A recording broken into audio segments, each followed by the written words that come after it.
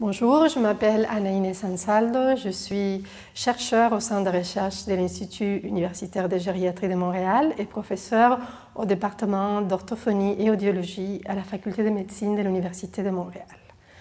Mes recherches portent sur la neuroplasticité dans le vieillissement. Qu'est-ce que la neuroplasticité? C'est la capacité que le cerveau a de se réorganiser, se reformater pour toujours mieux performer.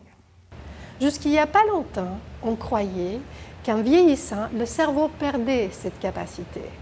Alors on sait aujourd'hui que c'est faux.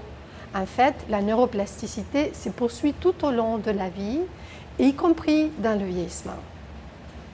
Les travaux menés dans mon laboratoire s'intéressent autant à la neuroplasticité chez la personne âgée saine que lorsque la personne âgée souffre de lésions cérébrales causant des troubles langagiers. Dans le premier cas, nous avons montré que le bilinguisme est un facteur de neuroplasticité dans le vieillissement.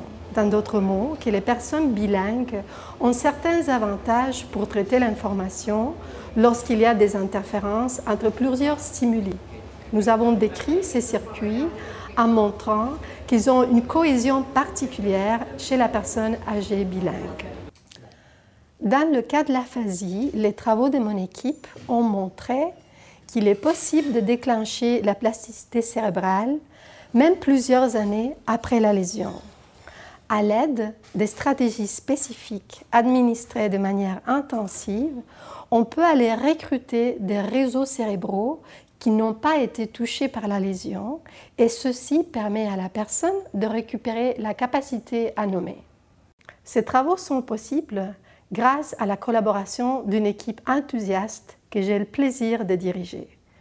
J'ai aussi des collaborations avec des chercheurs d'ici et d'ailleurs.